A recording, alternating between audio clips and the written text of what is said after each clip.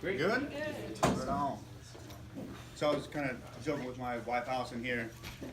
I did a talk at LMU last Monday, just a generic business talk, and then obviously met Whitney over at Santa Monica when I did the talk there, and now I'm here today doing the thing for you guys, and I feel like I'm like reliving like this nightmare like that I had since I graduated college, where like I find myself back in college and I'm short like 2 units and I can't graduate. My parents are all pissed off. So this is like my real life, realization of all that. Anyways, got it. Okay, cool, right on. So you guys probably spent a lot of time going over all of the science, right? Program design, things like that. And that's obviously super important. But what I want to kind of get across to you guys is the importance of the stuff that sometimes gets forgotten about when it comes to like the business side, the sales side, all of that other stuff that matters just as much when we're talking about, strength and conditioning or personal training or whatever it is that you want to get into, because at the end of the day, you got to have both pieces to the puzzle or it doesn't work. So I want to kind of shed some light on maybe some practices that you guys can implement, some things that are super important to make you guys successful in that realm. One of the things I'll talk about is there's a huge difference between like being a good trainer or a good strength and conditioning coach and a successful one. Like you can have all the knowledge up here, but if you can't then implement that to your squad or to your client, and then be able to sell and do all of that, then all of that knowledge is for nothing.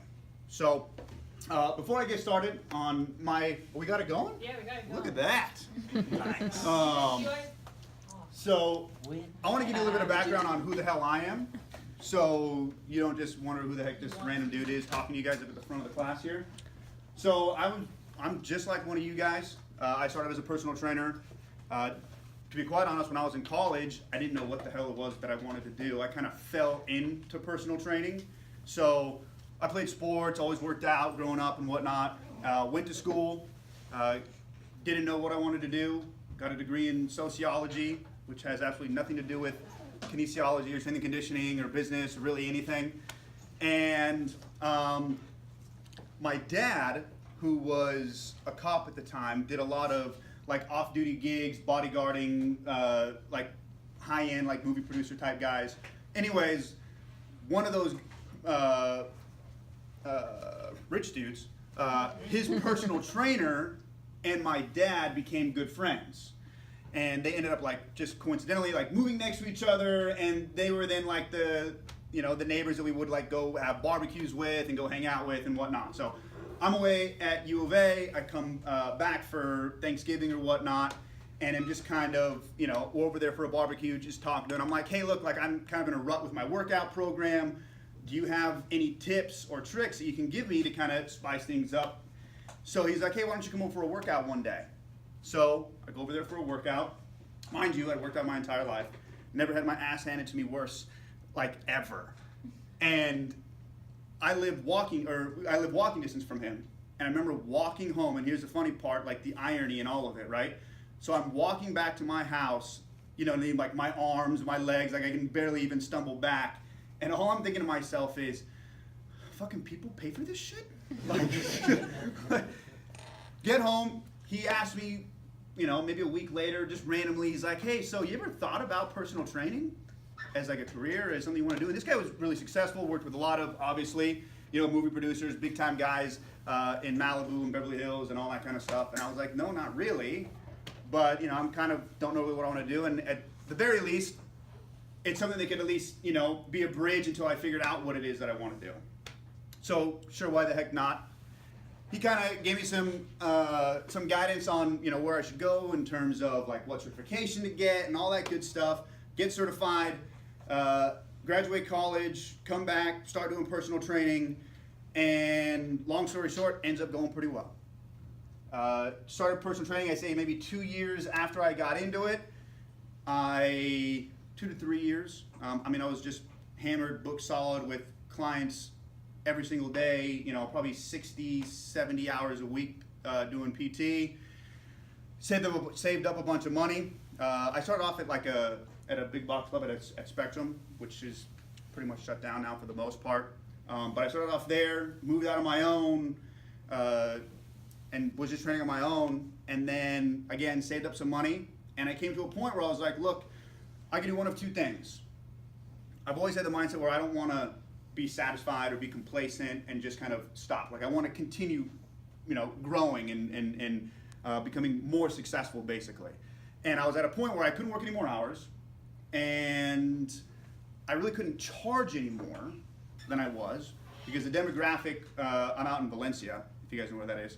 Santa Clarita? Yeah, Santa Clarita. Yep. So I'm out there. So I mean, it's a good demographic, but I mean, it's not Beverly Hills, it's not Malibu. I mean, it's not movie producers. So there's a limit to how much I can charge per hour. So it's one of those things where it's like I got to do one or two things. I either move to an area where the clientele can pay more per hour, or I can do what I've started to fall in love with as I've, gotten better at this personal training thing, which was the business side.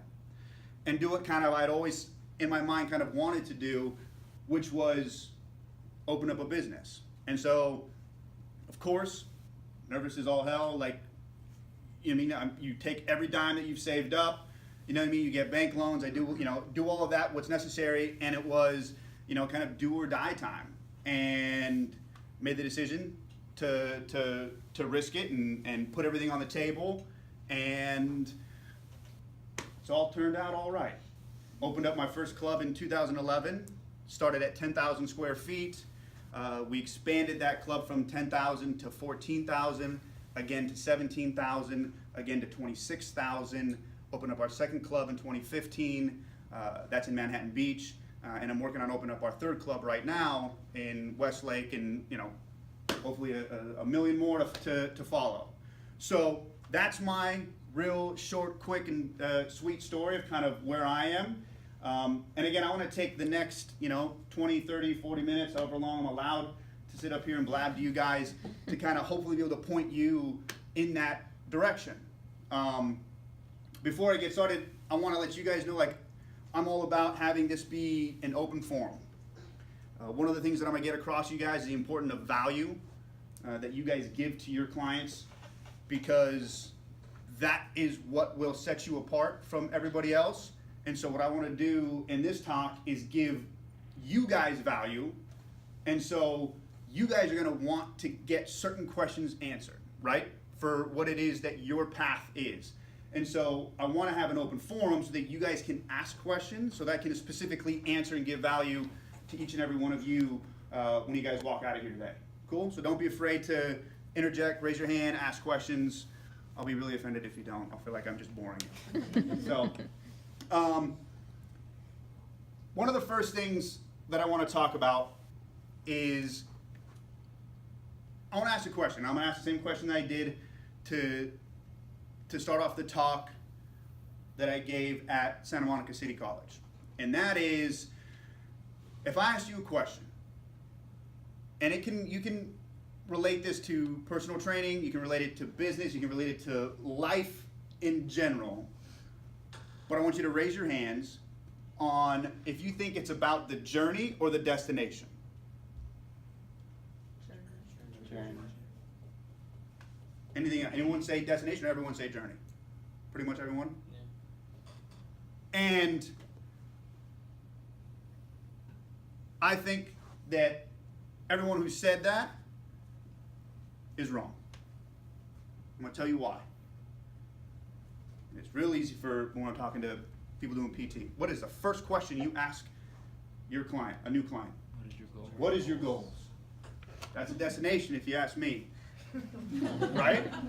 Now, I'm not saying that the journey is not important. But what I'm saying is that the destination is just as important. And it's a 50-50 relationship, and it's a two-way street. And they got to work together. Without a destination, whether you're talking about in business, whether you're talking about in life, whether you're talking about your personal training clients' goals, like you just wander aimlessly, right? Like if you don't know where you're going, how the hell are you going to get there? At the same time, the journey is important too, because if you don't like what you're doing, like if you have a goal, right, but you don't like the process in getting to that goal, then you're going to quit. Real easy, real fast, and you're going to waste your time. You're going to start all over. So I think it's you know what I mean? It's kind of instinctive, especially now in the social media age where everything is like, you know, nice and fluffy and you know what I mean? It's all about the journey, bro. Like, that's part of it is, yeah. But you can't ever forget how important that destination aspect is, both when we're talking about client stuff and B, when you're talking about your goals, right? And so when you think about what you want to accomplish, when you think about, all right, so I dig this personal training stuff, or I dig this strength and conditioning. Like, what do I actually want to do about it? Like, you can't just blindly, like, okay, cool, like I got my degree, I got my education, now I'm just going to kind of see where it takes me, right? Have a plan, have a goal, work backwards. So you should try to re-engineer kind of everything it is that you do. So figure out where you want to end up, and then you figure out, all right, what are the pieces that I need to put together here to get me back to that? You do it with your clients when you ask them what's your goal, right? Okay, you want to lose X amount of pounds, or you want to, you know what I mean? You want to up your squat by X, whatever it is, right? That's how you put the program together. Your business, your life should be the exact same thing. The same way you approach how you program design for a client, you should be program designing for your life, for your business, for your future. So I always want you guys to think about that, right? The other thing, do you have a clicker? Oh, just any of these guys? Yep. Both.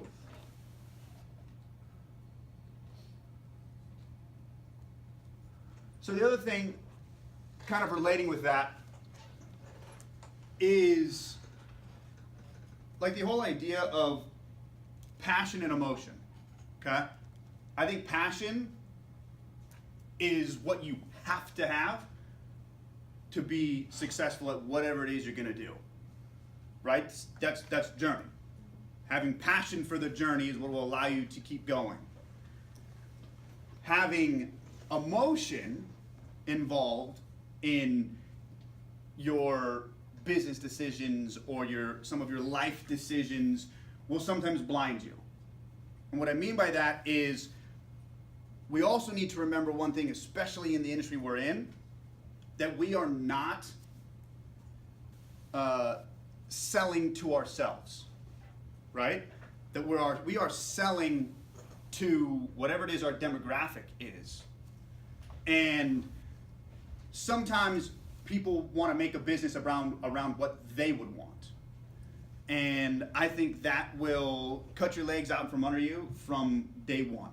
You have to remember and you have to know who it is you're selling to, and always keep anything from a business standpoint, you got to keep it unemotional, you have to keep it very black and white and business-like. I mean, I know it feels like personal training and all that stuff is emotional, and it is. I mean, trust me, before I got into the business side and I was just doing personal training, I mean, anyone who here is doing it now, I mean, you guys know you guys are like fucking therapists to your clients. You know what I mean? Like, they'll, you know what I mean? They'll spew anything and everything out to you, and that's part of the game. That's part of the game. So it's not that you shouldn't have like compassion or anything, but I guess I'm just saying don't confuse the ideas of passion with emotion, because they're two completely different things.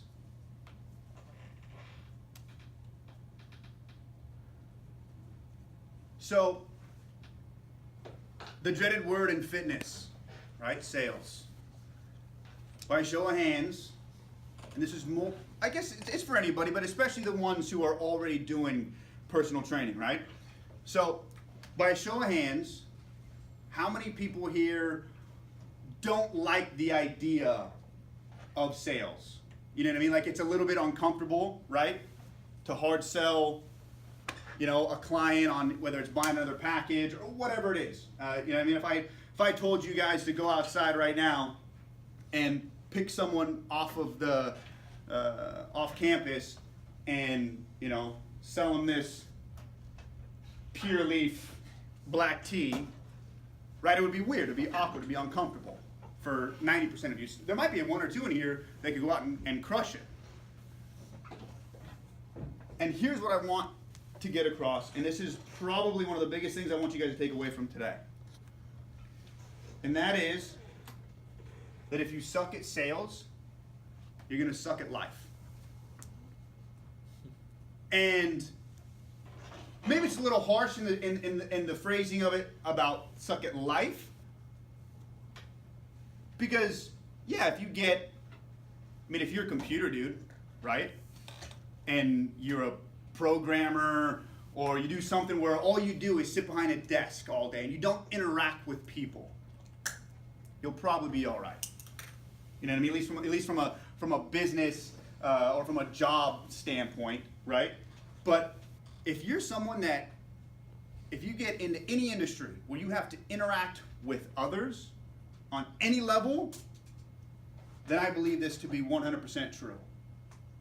And while you may not suck at life, like your ability to go around on an everyday basis and just live life is going to suffer if you're not good at sales. So what the hell am I talking about, right? So what does sales have to do with life? And I think that people have this huge misconception on what sales is.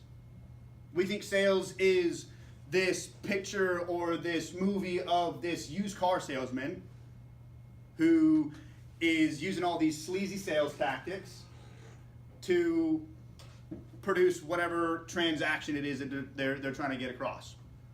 And what I'm saying is sales isn't that. That's not what sales is at all. You know what sales is? Sales is people skills. It's eye contact. It's a firm handshake. It's follow through. That's what sales is. Let me ask you a question. If you go to a job interview, are you selling yourself? Damn right you are. If you go pick up a girl at the bar, you selling yourself? Damn right you are. And so you sell yourself 24/7. Every single day, in some aspect, when you are interacting with another human being, you are selling yourself. You go to a party, or you go to a barbecue, you go to whatever, and you meet people for the very first time. And you shake their hands and you say what's up, and you have a conversation. In some form or another, you're selling yourself. Right?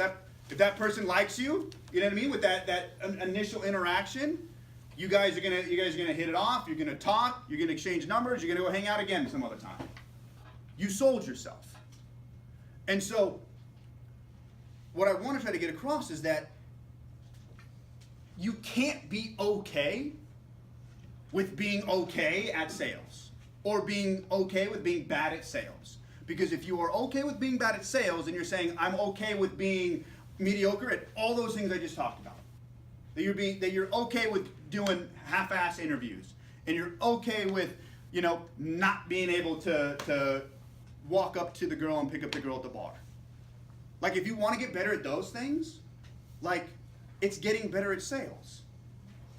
Because all sales is, all it is it's an interaction and a connection that you make with another human being in a very short time period.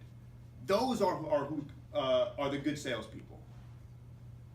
When you walk into a car dealership or Best Buy or whatever, and the sales guy comes up to you and smiles and shakes your hands and shake your hands. That'd be really weird if you shook both your hands. Shakes your hand and makes a connection with you in some form or another, right? Finds out that you like the same football team as he does, or that your kids go to the same school, or one of a million different things, right? But it's some sort of human connection that is made at initial contact. That is sales. And so, never be okay with being mediocre at sales.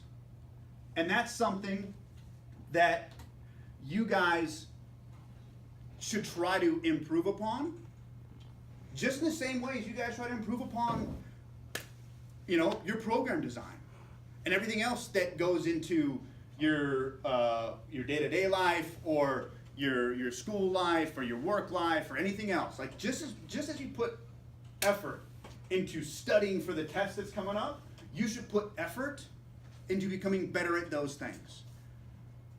The first thing I look for when I hire a new person is people skills above everything else.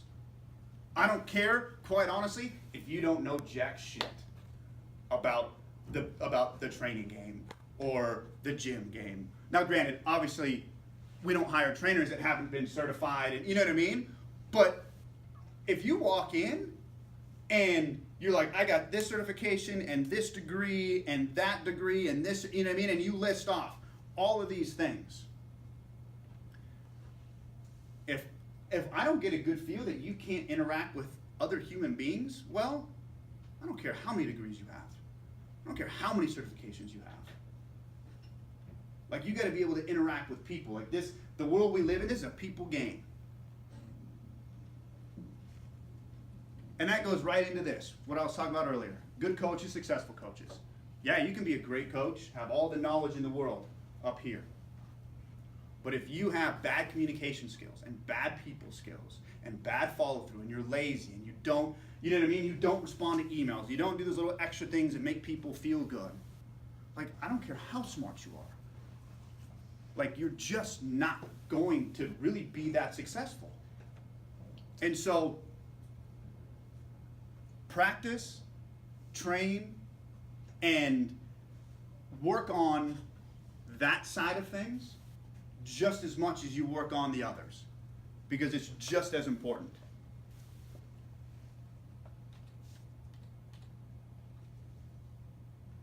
This is one of our, I'm not sure if I missed one. No? No? Oh well, it's gone. Those words that were up there that I can't remember now. It's fine. That's one of the interview questions we ask. Is we list about 6 or 7 different personality traits, qualities, and I have them, or I don't have them, but our GMs have them rank them in order of importance. And they're things like energy, people skills, approachability, what's the word I'm looking for? Energy. No, when you know stuff. Knowledge. Knowledge. Knowledgeable. And then experience. I think those are 2, knowledge and experience. 3. I don't even have knowledge on there, but knowledge would probably be pretty That good would be, also. we should add that. That'd be a good one. Education. Education. Thank you. See, knowledge is education. Yeah. So, I think a lot of times we flip-flop the importance of these things. And a lot of people will put experience and education before the energy, communication, approachability. And I want to see where their head's at. Because I'm looking for them to put stuff like communication and approachability first. Programming, book stuff, we can teach all day. You can teach book stuff. You know what's hard to teach? It's hard to teach that the people skills, the energy, the communication. Like, that's the stuff that's extremely difficult to teach, or at least it takes an extremely long time to change a person's, you know, personality and energy level. It's easy to teach them, you know, this is the blueprint for programming and this is what you do and why you do it. That's easy.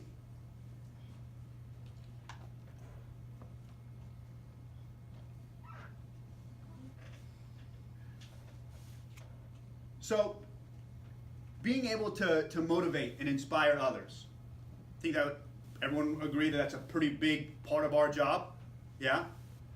So, that falls in line with what I was just saying about the energy and the people skills, right? Like, you having that innate ability to be able to get another person to want to follow what you say. Again, you can have the exact, I can go with two people. One that has that innate ability and the other one that doesn't. And they're working with the exact same client and they have the exact same program. You're gonna come work out with me 3 days a week, we're gonna do X. The other 2 days a week on your own, you're gonna do X. And the person that has the innate ability to motivate and inspire is going to get that person to continue to come back again and again, to want to come back, versus the person who had the exact same program, right? And that person falls off. They get bored, they get tired of it, whatever it is. And so being able to motivate and inspire others is massively important, like massively. And I believe that every business, whether you're talking about fitness, personal training, coaching, whatever, I mean, let's just take a step back here and let's not even talk about business, let's talk about coaching.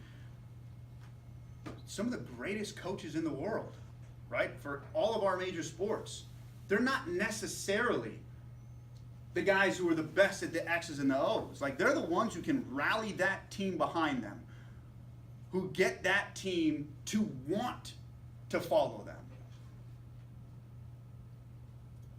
In business, like, who here knows, like, what Magic Mountain is? The theme park. And obviously everybody knows what the heck Disneyland is. So, who would say, by a show of hands, that Disneyland, raise your hand if you think so, if Disneyland is more successful than Magic Mountain? It's not even close. Like, it's not even close. Disneyland and, you know, everything behind it is like 1,000,000 times more successful than Magic Mountain is. Magic Mountain's own business, obviously, or any of the other Six Flags theme parks. Do you know, I mean, who here, by a show of hands, how many of you have been to Magic Mountain? How many people here think the rides at Magic Mountain are better than the rides at Disneyland? So, me, you so? So, at least from a thrill aspect, I mean, it's not even comparable. So why is Disneyland so much more successful if the rides, at least on the surface, if not equal, are better at Magic Mountain? Location and advertising, but mainly advertising. I'm gonna. The way Look, I would agree with you with location. It's way more centralized, for sure. Much greater demographic of people that they reach the Big time. You're appealing way more to kids. And anytime you appeal to kids, like, you just quadruple that demographic, for sure. And I'm looking for one specific answer. exposure. Oh, you almost said it. I almost got super pumped and jumped across the table to give you a high five. Experience. It's an experience. You take your kids to Magic Mountain. They go on a ride, or on rides, hopefully more than one if the wait's not too long. When the park closes at 10 o'clock or whatever, they go home and it's over. Go to Disneyland, and they can't stop talking about it for the next week or 2 weeks or 3 weeks. And they've taken home 4 stuffed animals, and they're wearing the princess dress of whatever, right? They have been immersed in an experience that has latched on to them that they can't stop thinking about and talking about and wanting to do again, versus something that's just fun for that one day. And so what the hell does Magic Mountain and Disneyland have to do with business and personal training or anything else? And it's that every business should be working for whatever that demographic or whatever your clientele is, to immerse them in an experience. And you don't have to have a gym to deliver an experience to your clientele. A gym should obviously have that, but it can be done with personal training too. I mean, when you are giving your client an experience from start to finish, right, versus just going through the blueprint, like Magic Mountain, your client retention will go through the roof. And this is one just example of this, is I tell people all the time, all our trainers and everybody else that I talk to, about the importance of understanding that, assuming you're not personal training in your own garage, and assuming you're not personal training in a tiny studio where you guys are the only ones working together, but you're personal training in a setting where you're in some form of a gym where there are other members, people around you, okay? That it is one of the only professions in the world where you get free advertising. It's not even free advertising, you get paid to advertise yourself. So you're getting paid to train client A for that hour, and everybody that's in that gym or that facility during that time period when you're training them, like, you are essentially get to advertise to every single one of them by the experience that you give that person. And so rather than being the trainer that holds their clipboard and writes stuff down, I'm not saying you shouldn't write stuff down, I'm just saying the person, you know who I'm talking about, that doesn't say much and goes 1, 2, and is a rep counter. They're a paid rep counter. Versus you're doing fun, dynamic work, you're interacting, there's energy, you know what I mean? Instead of just having them do a sled push, like, you're on the sled while they're doing the sled push. Like, dumb stuff like that, right? But that's a part of the experience that they can then deliver, or the experience rather that you deliver to them to make them talk to their friends, right? Just like the kids at Disneyland. Like, that's what makes them want to come back and fulfill that program that you've spent all this hard time designing. It's more than just a program design. It's delivering that experience. I talked about value in the very beginning and the importance of it, and what I want you guys to be able to ask some questions here in a little bit as soon as I wrap this up, because it's one of the last things I want to talk about. But value is everything, okay? It's just like experience. And it's not, when I say value, I'm not talking about dollars and cents, like, oh, hey, I get, 10 sessions for $50, and that's a better value than 10 sessions for $750. That's not the value I'm talking about. I'm talking about value that you deliver in every form other than transactional dollar value. In any business, but especially for you guys. You guys should be giving away free shit all the time.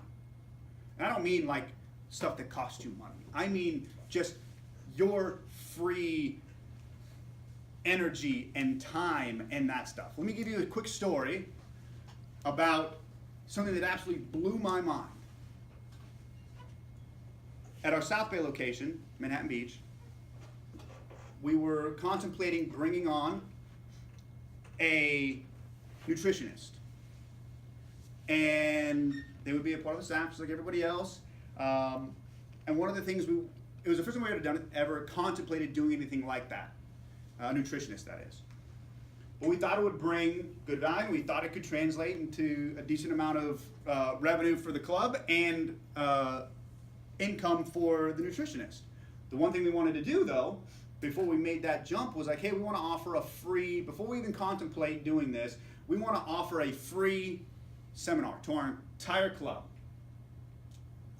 Mind you, this nutritionist was brand new. I mean, got their nutrition certification, weeks before that. This wasn't someone who was, that was knee deep with clients and was just doing this for some extra. I mean, they were trying to get started. And they didn't want to do it because they weren't going to get paid for it. They didn't want to have access to give a seminar to 1,000+ members and for free so that they could generate potential leads from that. All they cared about was what they were going to get paid for that 60 minutes. And it was at that point that I said, see you later, bye. And it's not even about that I didn't want to pay that person X. What it shows to me is a mentality. It shows to me a mentality that they are unwilling to do the things necessary that it takes to build your clientele base. Like, they are only going to want to get paid for their time. I do stuff for free all the time. Not just because I enjoy like giving value and hopefully inspiring other,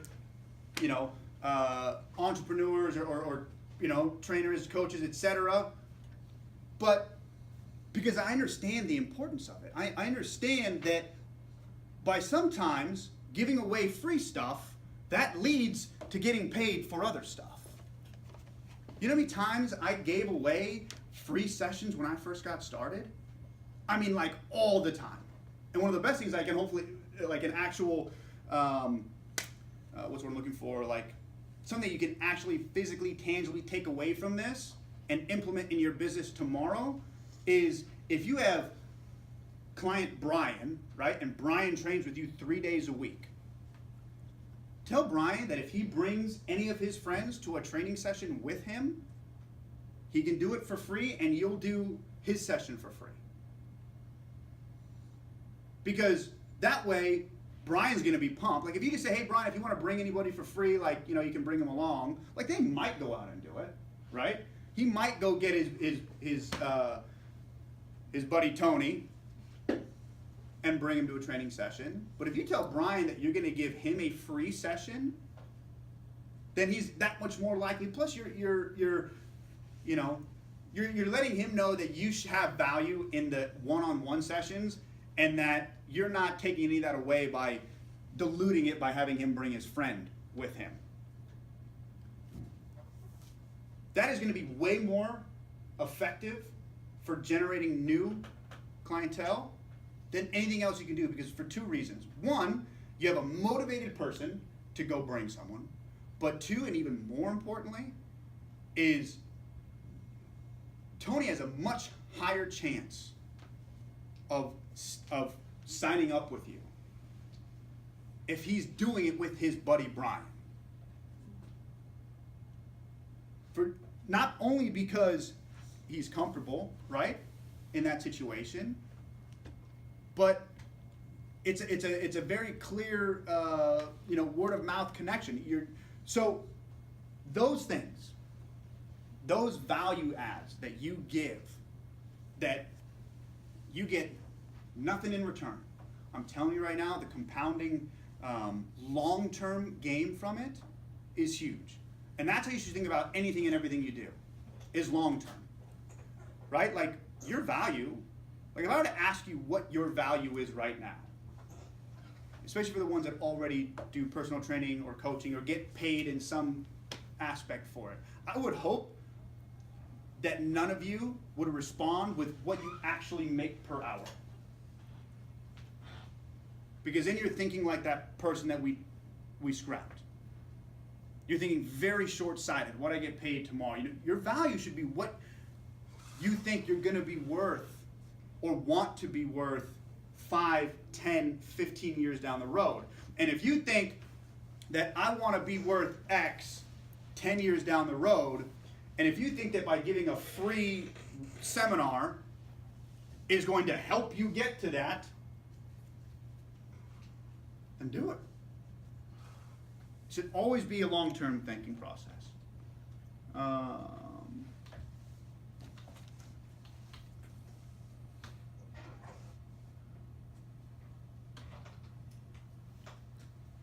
Social media, guys.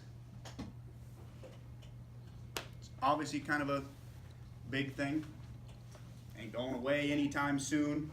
If anything, it's going to completely envelop and absorb our lives even more in the next 5 years, 10 years, and I can't even begin to contemplate what it's going to look like 10 years from now. I can't even imagine. But you better get on that social media game. And that is the best platform to provide your value. The people who do it wrong are the people who use it to just sell stuff. It's not saying that you never sell stuff on social media. That doesn't mean that you should never do a sponsored post or talk about how you're going to offer, these sessions for the holiday. I'm not saying you should never do it. What I'm saying is 9 out of 10 posts, right? Something like that, 90% of the stuff that you put out should be valuable, free, either entertainment or information. Because what you're going to do is you're going to lure people in, and then when it comes time for the sell, then they don't have that wall up, right? Like, I mean, you guys walk into, again, we'll go over to the Best Buy or a car dealership or anywhere else right now, right? Going back to that sales thing. You walk in there and you see a salesperson beelining for you. What do? You go the opposite way, right? You put up a wall like, oh God, this person's gonna sell me right now, right? Same thing on social media. So if all you're doing is posting, I'm selling you X, people are gonna put that wall up. I'm not gonna pay attention to it. I'm gonna unfollow them, whatever. But if you're giving them constant value, right? Here's a video on how to do this exercise, or here's how to improve your clean, or here's how to, here's a recipe on, whatever. Here's how to eat over the holidays, and whatever it is, but just constant free information so that they want to tune in to get more free, good information. Then when it comes time for the sell, guess who they're going to? They're going to you, because you're the one who's been there giving them free stuff this whole time. And there's almost a sense of, not obligation, I mean, there's only so much obligation from a person on social media that you don't know, but especially for someone that you do know, like if you've been giving them free stuff, like they're gonna 100% come for you. Another thing to take away from here, again, a tangible, like something you can put into effect tomorrow, is the power of personalization. So prior to me getting started, or me opening up the first club, was when I was doing personal training and I had a boot camp and whatnot, I shot text messages to every single one of my mom clients on Mother's Day. Not a bulk one, an individual one. And yeah, it was essentially a copy paste, you know what I mean? To put in their name kind of a thing.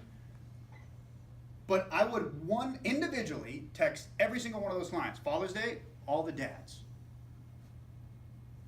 When I would have a new boot camp coming up, like let's say I had people that maybe they did it and then they stopped for a while and I hadn't seen them for a while, or personal training client, whatever, I would send not bulk emails. Bulk emails don't work. Individual emails. Again, you can create a template that you just plug their name in, and then maybe one line of personalization so that it's, hey, how your kids doing? How's Jimmy doing? Is he still doing well in baseball? Hope all is well. Talk to you later. And something, whether I'd send them just a one-off randomly. Hey, haven't seen you in the gym in a long time. Hope all is well. Talk to you soon. That's it. I'm just re-engaging them. That's all I'm doing. I'm re-engaging. I'm not trying to sell them right then and there. What I'm doing is I'm not letting them forget about me. So that because we all go in cycles, right? Working out, I don't care how fit you are or how dedicated you are, like there's cycles. You fall in, you fall out, shit, I gotta get back into it. When they come out of it, and 95% of them will eventually come out of it in some form, you're setting yourself up for success when they do come out of it, that you're the person that they go to. When I get them all the time, emails from people looking for donations for their kids' schools or whatever, right? If it's a bulk email, it's an immediate delete. Not even because I'm trying to be a jerk, it's just I don't have time for it. If I get an email that's personalized to me, that's asking for a donation for their kid's school or whatever it is, I am guilted into at least responding to them, because if I don't, they know I didn't respond. Whereas if it's a bulk email, they don't know if you respond or not. They're not paying attention to that because they send it to 150 other people. But if they send an email just to you, they're going to know if you respond. So at the very least, I'm guilted into at least responding. And that should be your approach with your clients. If you send those individual emails, those individual texts, they are going to be at the very least guilted into at least responding to you. And you've at least retouched base and had them not forget about you. I want to get into some questions so I can actually do what I said I would do, which was give you guys some value for yourselves, and I'll shut up. Questions on literally anything and everything, fire away. So before you opened your first gym, did you have like a business background, or did you just learn? Zero. Nada. How'd you learn how to like control it? Trial and error, to be quite honest. And again, I gave it wasn't fitness oriented, but I gave a business talk last Monday, and the same kind of question was asked. And you know, I'll say the same thing I said there, which was part of me wishes, right, that I would have had this amazing business mentor that walked up to me one day and said, Tony, here's a fucking blueprint. Go get him. And part of me, the other half of me, says that would have been no fun. That from a short-term standpoint, yeah, that I get off to as much of a crazy start doing it the way I did it versus if someone handed me the blueprint. Of course not. But I think the long-term benefit and gain that I'm going to get by getting my nose dirty and having my face in the dirt and making mistakes and figuring out how to correct them on my own is going to help me way more in the long run than if I was gifted a platform. And I'm not saying that having a business background is being gifted a platform. I mean, don't get me wrong, I wish I would have had some of that. But what I'm saying is no, I didn't. And I don't think, just like we talked about education and experience and all that other stuff, I don't think that's necessarily what is going to make you win or lose. I think you are totally fine not having a business background. You got to do your research. You know what I mean? Like, don't get me wrong. Like, I stuck my head in books and I read and I researched and again I trialed and errored. But that is not a barrier of entry by any means. What else? Come on. Give me something. When you said you were running boot camps and stuff, where were you running those out of? Was those at a gym or on your own? Or On my own. In a park? Or? Yep, in a park. I was in a park. We did it we can't do it, or you're unable to do it anymore, but there's a college up in Santa Clarita, College of the Canyons, and I used their football field and track and for a lot of it, and yeah, we did it in parks, yeah. And again, to give you an idea, when I started it, the very first go around, I think I did, I don't remember if I did like an 8-week thing or a 12-week thing, I forget what it was. But I think I had maybe 3 people do it. And I went out and, again, it's not like I came from money or came from this business background and had all these either awesome ideas or B, like the financial backing to be able to execute them. I mean, shit, that very first time, I was like putting paper flyers, you know what I mean? Like printed out, you know what I mean, on the computer. I made it on like Word doc, like it was ghetto as hell. But I hustled, I passed them out. I got 3. That's all I got. I don't know how many flyers I passed out, but I got 3 people. And all I focused on was making sure that that experience for those 3 people was exceptional. And 3 grew to 7, grew to 14, grew to 30, grew to 80, and on and on and on. And that's all it is. It's just, and that's why that experience part is so important. What else? Yes. Kind of currently there as far as, you know, in the park, running boot camps. Oh, cool.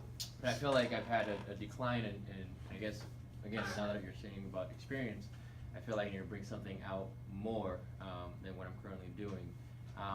Is there some of the things that you kind of did as far as your boot camps to have a greater revenue as far as people coming in? Or you revolutionized your experience? So first off, I think that the thing that we have to, in the industry that we're, or at least most of us are in, are going to be in, we have to constantly evolve, probably more than, actually I take that back, I wouldn't say more than any in any other industry. I would just say any industry that doesn't evolve is going to die, period. I just think it's easier for us in this industry because there's so much science behind it, right? I mean, like, aside from, taking injury out of the equation, I mean, everybody should be doing squats, right? Like, I mean, there's just certain things, there's some moves that are just so foundational and some things that are just so by the book that you should be doing that it's sometimes hard to find things that essentially spice it up. And that's been one of the things that we have focused on tremendously. One of the new things that we just implemented was a mandatory every quarter, like we have to introduce at least a new class of some kind, right? And you guys probably know, like from personal training, I mean, it doesn't necessarily have to be that different. I mean, if you have, someone do lunges, right, every day, yeah, there's subtle differences from a physiological standpoint of doing it with dumbbells versus doing it with a barbell overhead versus doing it with a medicine ball. But the difference that they perceive is exponential compared to the difference that they're getting from a training physiological response. Like subtle changes in every single one of your exercises is so important that, because, and correct me if I'm wrong, I'm assuming you're working with average everyday people?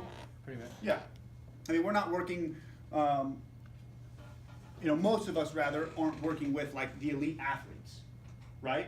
The elite athletes are going to have a much more restricted training protocol, regimen, etc. They're also the ones that understand the difference between maximum effort and not maximum effort. The everyday mom or the everyday dad who goes to work and comes home and really just wants to sweat, you know what I mean? He's not looking to be the next, CrossFit, finalist. Like he wants to burn some calories, burn off his lunch, be able to play with his kids. Like their goals, right? Their destination is a lot different and a lot easier in the sense of like providing those subtle differences to those individuals is what is going to keep them on and maintain them. So programming should be, and I'm not talking about like, work restaurant, I'm talking about like exercise variation and that kind of stuff.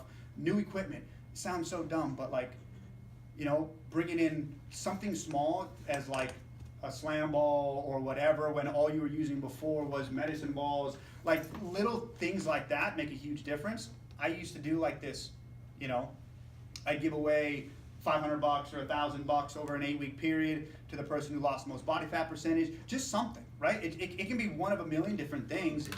It just has to be something to continue to engage them here.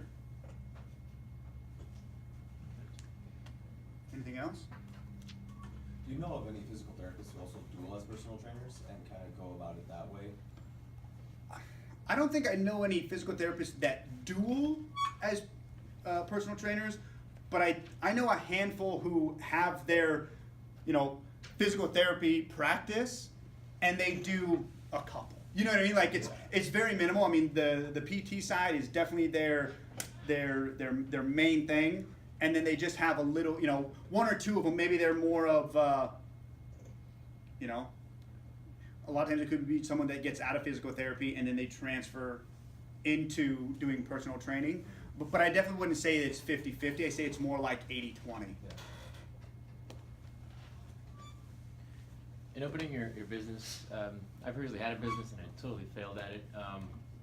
And now I kind of see why, as far as business aspects of not knowing, taxes and things like that. What were some of the barriers that you kind of faced as starting the business, starting to open up your own facility? So, it's actually an excellent question. So, I did as much research as I could, right, prior to.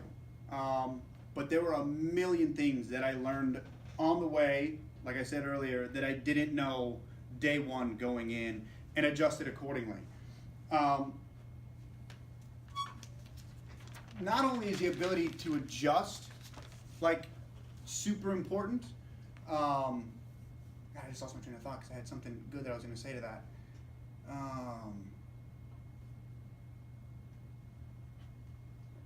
Let me ask this. That way I can give a better answer rather than a more generic answer. If there's anything specific, like what that you either know of or that you can give right now, like if you could put your finger on what it was that made it not work, like. For example, the previous business with family gathered up all the money that we kind of had, and we opened up. We wanted a food service. All right, so we actually bought a donut shop, but ended up selling more tacos and burritos than donuts.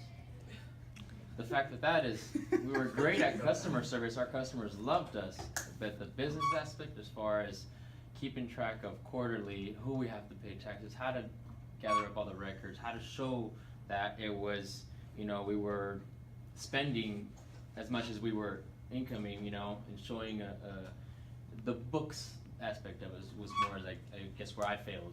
I didn't do enough research. Perfect. Now I can give you a spot-on answer. So I would say first of all, the one thing, right? I don't come from a business background, but the one thing that I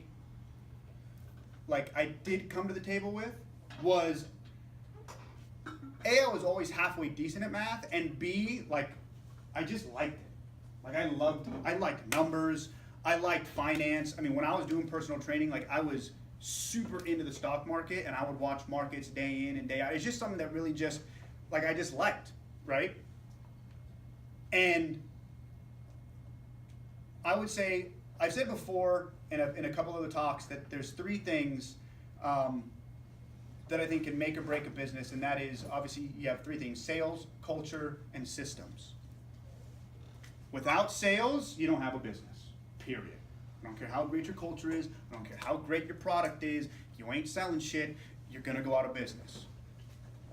Culture is what keeps those that either are working with you or for you motivated to continue to progress. And without systems, it may be boring, but systems are what will save your business, and a part of systems is knowing your numbers. You have to know every single number. I don't care if you're just a personal trainer. You should get to know every aspect of your business. And I wouldn't mind shooting over an email to give you a list of, call it 10 to 15 numbers that you should be able to know at the drop of a hat on your business. Things like your margins, things like your cost of acquisition, things like that. Right? I mean, we know we have a smoothie bar at our clubs, we know down to the penny what our smoothies cost and what we sell them for. And on a continual basis, I have our operations managers who are in charge of that, always try to renegotiate with our vendors to try to get those prices down.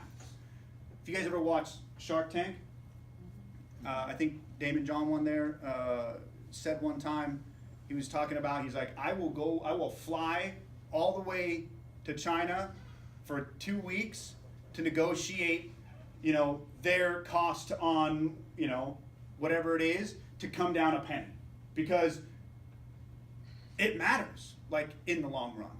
And you should know those costs. You need to know, when you're talking about PT, I mean, all right, yeah, cool. You make, and I don't know, I'm just throwing out numbers, right? You make $50 an hour if you train someone at the park, right? That's outside your doorsteps. And you make $75 an hour if you go to this person's house that's 5 miles away or 10 miles away or whatever it is.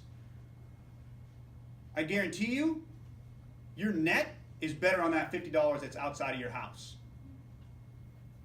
But you should know, you shouldn't just be oh yeah, I think it's better, so I should just have him come here for $50. You need to know, what is your cost in time, in gas, in everything. And obviously we have that with our business. We know our cost of everything blended in to get what our bottom line net is. But what I'm saying is, I don't care if you're just doing PT, you should know what that cost is. So that you know at the end of the day, when you take out the 15 minutes that it takes you to get there, the 15 minutes that it takes to get back, and the $5 that it costs in gas, for that hour, you're now subtracting out an additional $35 out of that 75, you're only making 40 bucks an hour. And so you should know that. You should know those things, and that's what happens, I think, I won't say 9 times out of 10, but a lot, for the reasons that certain businesses go out, is they just don't know their numbers. You've got to know your numbers. And again, I'll send an email that has like 10 numbers of statistics that you guys should know about your guys' business. Whatever, and this is something that'll, it'll work for any business. It's not just for PT. It's for, some sort of food service business, anything. Anything else? So to go off that, okay, so for me, I'm gonna start training in Costa Mesa. Uh-huh. And I live in Corona, but I'm planning on moving out to Orange County area. So I was thinking about I have to start coming up with package numbers, because Mhm. it's more of a private contractor. Okay. So I'm paying a rent fee and then I make the Yep. whatever. And then, so Do you have going to off pay that- anything outside of whatever your rent is to them? Got it. No, it's just a set fee. Cool. And then however much I make Is all you. Yeah. So I'm thinking I've been really doing numbers in my head, and I'm thinking how much am I gonna charge? So right now, currently I have about 8 people who are planning on starting to train with me when I start, but they're my close friends and stuff, because they're always the best Yeah. ones to start with. And it would pretty much be my first training, so I'm how much should I charge them? I don't wanna charge them a lot, because they're my friends, but at the same time, it's a mission to drive out there, and I have to pay the rent, so it's do I kinda eat shit for a couple months? Until, Yes. okay. And like it. No. No. And they're my, in a couple months, I could use them as examples, and then people would. Exactly. And I think you said it perfectly. In the beginning, we should all just eat shit for 4 months, 6 months, whatever it takes. Again, because value is not what you're gonna go make Exactly. that first 2 months or whatever. It's what your end game goal is. And it kind of, to be quite honest, it blows my mind sometimes on people's thought process on this, because they're oh, I'm worth, I got lots of certifications and I'm worth 90 bucks an hour. Really, how many clients you got? I got 2. You ain't worth 90 bucks an hour. You got 2 suckers to pay you for that. You know what I mean? So when I started, just to give an actual number, when I was starting to move out of Spectrum and onto my own, I believe I was charging 35 bucks an hour. Yeah, I was thinking about there. Yeah, and then I went from 35 to 40, 45 to 55 to 70, to, you know what I mean? And you slowly build up.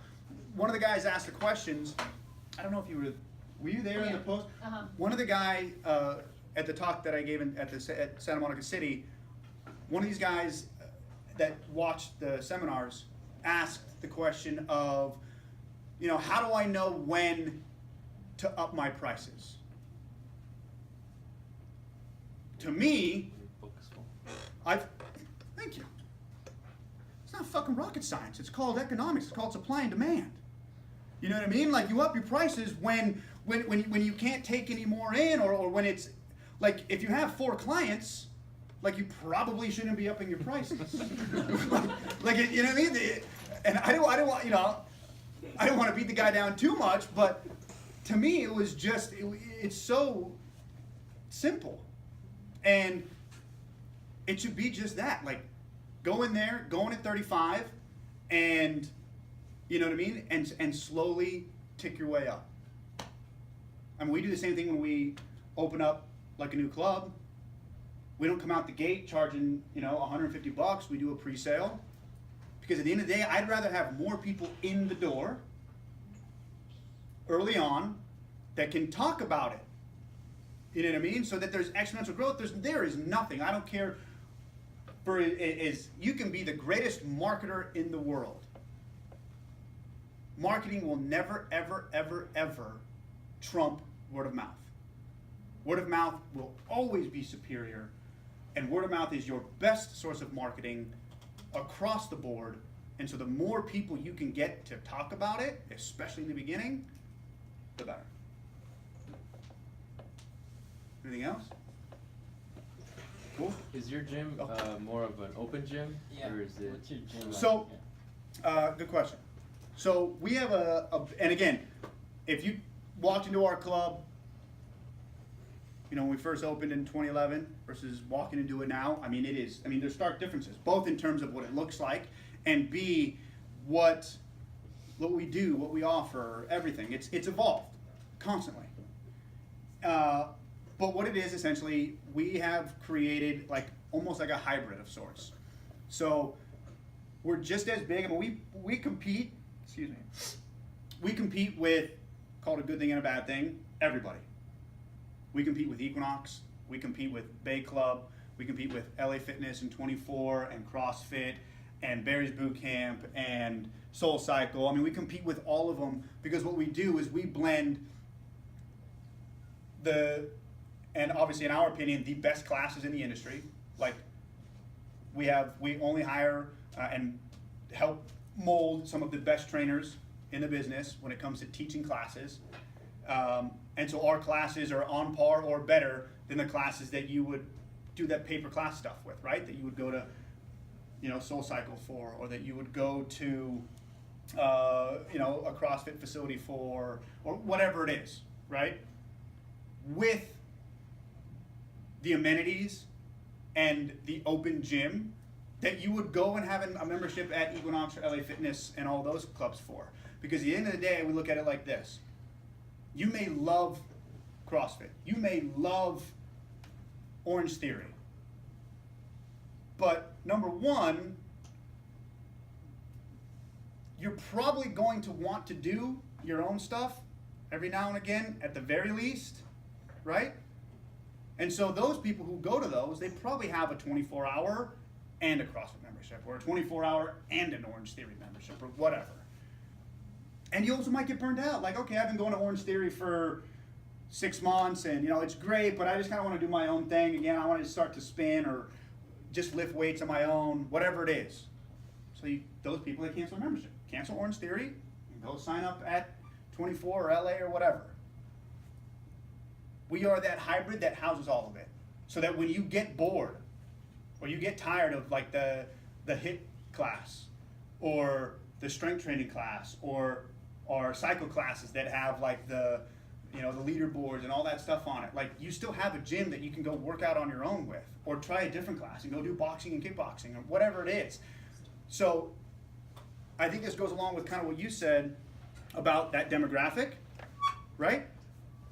Not only do you want to appeal to a wide range of people, but you want to appeal to a wide range of options.